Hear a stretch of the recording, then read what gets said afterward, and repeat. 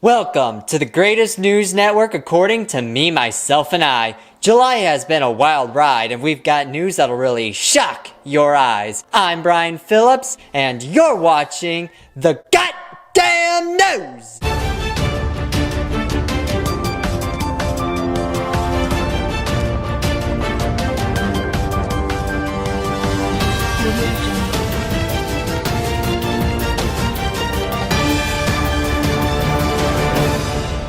Starting off, there was a lot of political press that went down this month. Shots were fired at a Trump rally in Pittsburgh, Pennsylvania, as an assassination attempt was dealt on the former president. Luckily, the shooter wasn't no Lee Harvey Oswald, but did manage to stir up quite the commotion. If you want to really see something that said, take a look at what happened.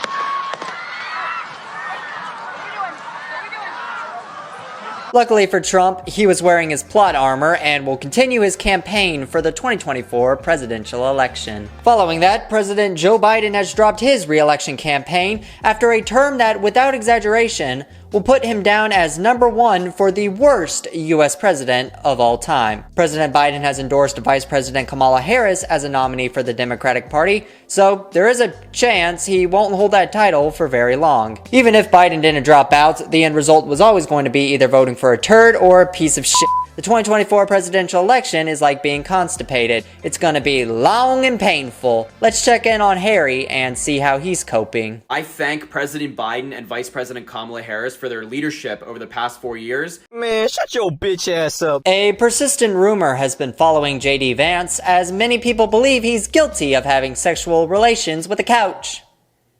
How this rumor came to be, I got no fucking clue, but I'm certain the memes that arise from this might benefit the Republican Party. Anyways, let's step away from politics and get into the even wackier events that went down this month. The Royal Veterinary College in England was tasked with studying one of the most dangerous mammals on planet Earth, hippos.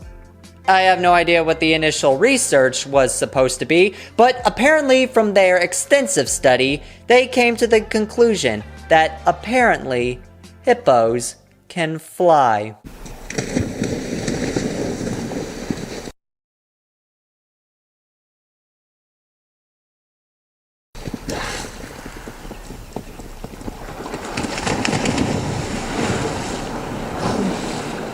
If there was an award for biggest clickbait, I think the Royal Veterinary College just secured it for England. What an unbelievable waste of time and research this was. I really don't know what they were thinking when they published this.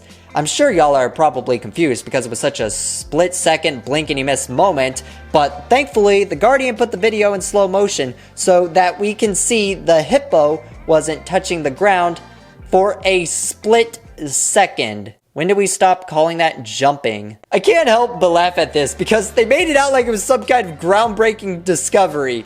They claimed that the difference was that hippos do it all the time, regardless of the speed, and can leave the ground for up to 3 seconds at a time. That's skipping! That doesn't count at all! Most people would never come to that fucking conclusion. To call this flying is a disgrace to every aerial animal that's ever existed. McDonald's did another food collab, this time with the popular anime Jujutsu Kaisen. And the best way to describe it was underwhelming. But opinions are subjective, so we'll let you, as the viewers, form your own and give y'all the breakdown. It came with garlic sauce, and that's about it. On the internet, sometimes you have to get really creative in order to stand out amongst the crowd, and in the case of Capital City Rail Productions, that involved derailing a train. The 17-year-old behind the stunt back in April is currently facing 10 years in prison for his actions in Bennett, Nebraska, and while I may not be a locomotive expert, there were definitely a couple of flaws with his plan. Number one, I don't think there's a large enough community online that's passionate about trains, so his channel was never going to garner more than a couple thousand views. Number 2, how is he planning to up the ante after this? Was he going to rob a train next or blow it up? And number 3, how are you going to continue filming videos for your channel if you're going to get arrested for derailing a goddamn train? But then again, what the hell do I know? I mean, this kid's got almost 800 subscribers on YouTube. He's clearly going places. We'll be right back with our next news story, but first, let's take a look at our City of the Day. Corpus Christi, Texas.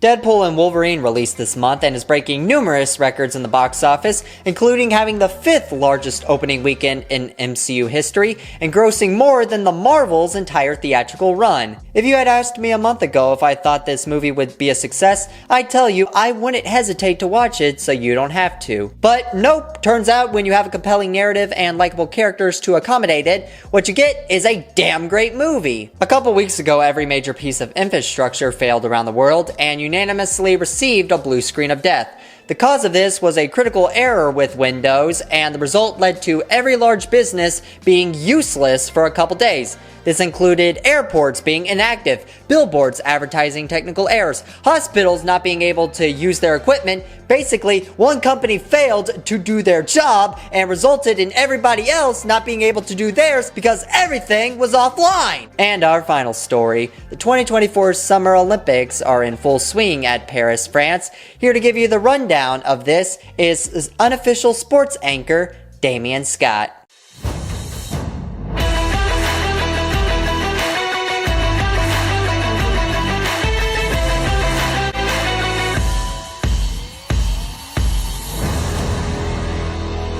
Thanks, Brian. As of 7:30 p.m. Eastern Standard Time on July 29th, 36 teams have earned at least one medal, with only 5 teams reaching double digits. This includes Team USA with 20, France with 16, China and Japan tied with 12, and the UK with 10. Despite the US currently leading with most medals in terms of gold, Japan leads with a total of 6, while the US currently has 3. Following that, France, Australia, China, and South Korea also maintain a lead against the US, with each country possessing 5 gold medals. It's predicted the US will finish with the most medals overall. However, in order to secure the most gold by the end, they'll have to dominate events they're strongest in, with the main threat being China.